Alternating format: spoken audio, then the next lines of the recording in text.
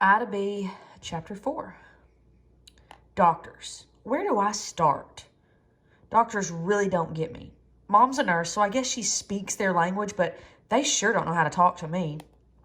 I've seen dozens of doctors in my life who all try to analyze me and figure me out. None of them can fix me, so I usually ignore them and act like the retarded person they think I am. I paste on a blank look, focus on one wall, and pretend their questions are too hard for me to understand. It's sort of what they expect anyway. When I turned 5, it was time to think about enrolling me in school. So my mother took me to a doctor whose job it was to figure out how smart I was. She wheeled me in, locked the brakes so my wheelchair would not roll, and made sure the lap strap was fastened. When my seatbelt comes undone, and it does every once in a while, I slide out of that wheelchair like a piece of wet spaghetti. The specialist was a very large man. The bottom button of his shirt had come undone and his stomach poked through above his belt. Gross. My name is Dr. Hughley, he said in a booming voice. For real, I couldn't make this stuff up.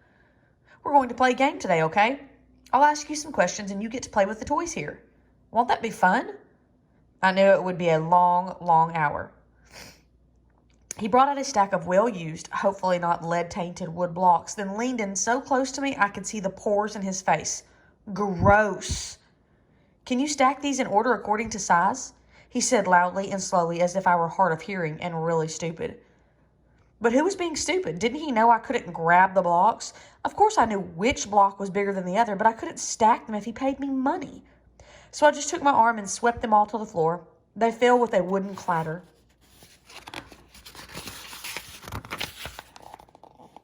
I tried not to laugh as he picked them up. He breathed really hard as he reached for them. Next, he held up glossy 8x10 cards with different colors painted on each one. Tell me when you see the color blue, Melody, he said in that voice that told me that this was all a waste of time. When the blue card showed up, I pointed to it and made a noise. Buh, I said. Marvelous, tremendous, stupendous, he shouted. He praised me like I had just passed the test to get into college. If I could have rolled my eyes, I would have. Then he showed me green, so I kicked and made a noise, but my mouth can't make the G sound. The doctor looked disappointed. He scribbled something on his clipboard, pulled out another stack of cards, then said loudly, I'm going to ask you some questions now, Melody. These might be hard, but do your best, okay? I just looked at him and waited while he placed the first set of cards in front of me. Number 1, which of these is not like the others? Did he get this stuff from Sesame Street? He showed me a picture of a tomato, a cherry, a round red balloon, and a banana. I know he was probably looking for the balloon as the answer, but that just seemed too easy, so I pointed to the banana because the first 3 were round and red, and the banana was not. Dr. Hughley sighed and scribbled more notes. Number 2, he said. He showed me 4 cards. This time there were pictures of a cow, a whale, a camel, and an elephant. Which animal gives birth to a calf? Now, I watch Animal Planet all the time. I know for a fact that all the animals he had pictured there had babies called a calf. I thought doctors were supposed to be smart. What to do? I hit each picture slowly and carefully, then did it once more just to make sure he understood. I don't think he did. I heard him mumble, cow, as he wrote more notes. It was clear he was giving up on me. I noticed a copy of Goodnight Moon on his bookshelf. I think it was written in Spanish. It was called Buenos Noches Lunas. That would have been fun to look at, but I had no way of telling him I'd like to see that book. After watching Sesame Street and Dora the Explorer a million times and sitting for hours watching the Spanish channels, I could understand quite a bit of Spanish if it was spoken slowly enough. And at least enough words to read the title of that book. He never thought to ask me about that, of course. I knew the words and melodies of hundreds of songs, a symphony exploding inside my head with no one to hear it but me. But he never asked me about music. I knew all the colors and shapes and animals that children my age were supposed to know, plus lots more. In my head, I could count to 1,000 forward and backward. I could easily identify hundreds of words on sight, but all that was stuck inside. Dr. Hughley even thought he had been to college for like a million years, would never be smart enough to see inside of me. So I put on my handicapped face and took my mind back to last summer when Mom and I went to the zoo. I really liked the elephants. But talk about stink. Actually, Dr. Hughley sort of reminded me of one of them. My mom and the doctor had no idea why I was smiling as we rolled into the waiting room while he wrote up his evaluation of me. It didn't take long. I'm always amazed at how adults assume I can't hear.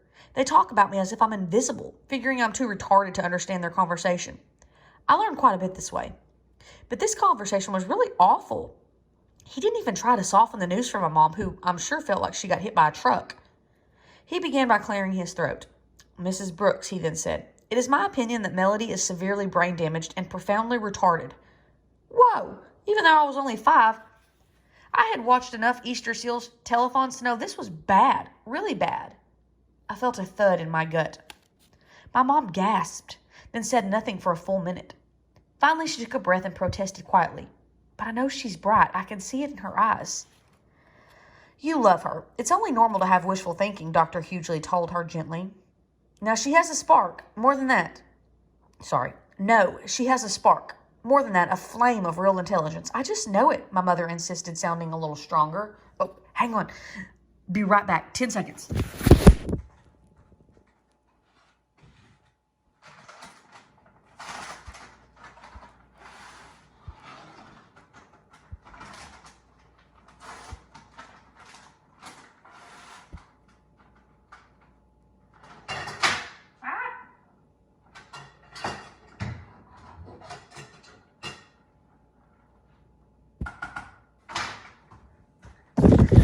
Sorry, I'm trying to cook dinner. Okay, here we go. It takes time to accept the limitations of a beloved child. She has cerebral palsy, Mrs. Brooks. I know the name of her condition, doctor, my mother said with the ice in her voice. But a person is so much more than the name of a diagnosis on a chart.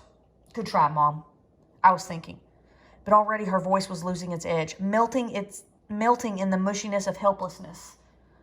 She laughs at jokes, my mother told him, the ice in her voice replaced by desperation. Right at the punchline. Mom's voice faded.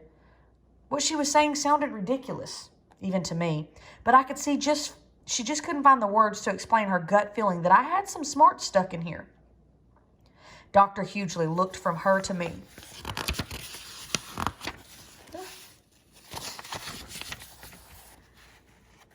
He shook his head, then said, You're lucky she has the ability to smile and laugh. But Melody will never be able to walk on her own or speak a single sentence. She will never be able to feed herself, take care of her own personal needs, or understand anything more than simple instructions. Once you accept that reality, you can deal with the future. That was just plain mean. Oh, hang on 1 second. I'm sorry, guys.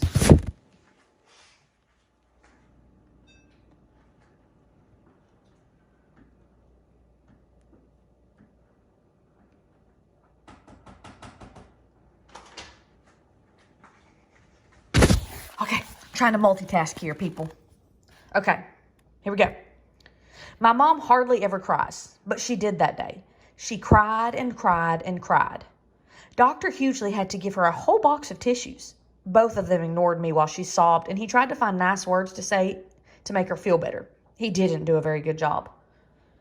Finally, he gave her options. You and her husband have several decisions to make, he told Mom.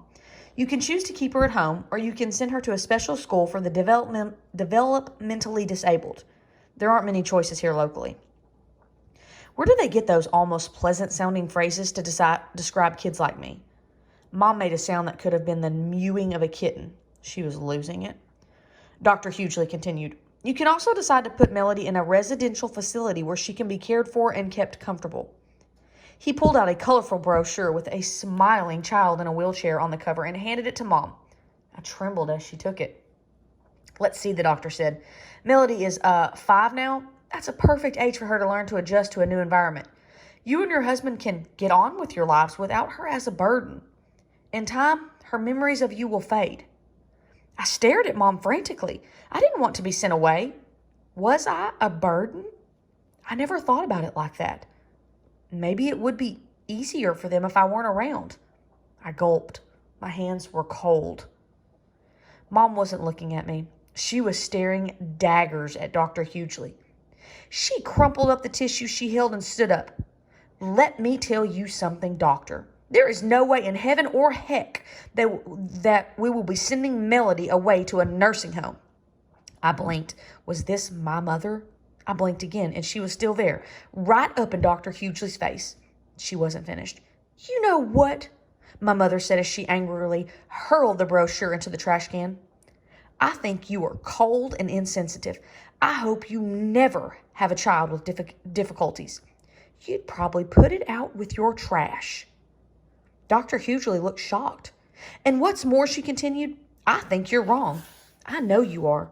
Melody has more brains hidden in her head than you'll ever have, despite those fancy degrees from fancy schools you've got posted all over your walls. It was the doctor's turn to blink. You've got it easy. You have all your physical functions working properly. You never have to struggle just to be understood. You think you're smart because you have a medical degree? He was wise enough to keep his mouth shut and ashamed enough to lower his head. Mom was on a roll. You're not so intelligent, sir. You're just lucky. All of us who have our faculties intact are just plain blessed. Melody is able to figure out things, communicate, and manage in a world where nothing works right for her. She's the one with the true intelligence. She marched out of his office, then rolling me swiftly through the thick doors. In the hall, we did a quick fist bump. Well, the best I could manage. My hands were no longer cold. I'm taking you right now and enrolling you at Spalding Street Elementary School, she announced, with determination as we headed back to the car. Let's get busy.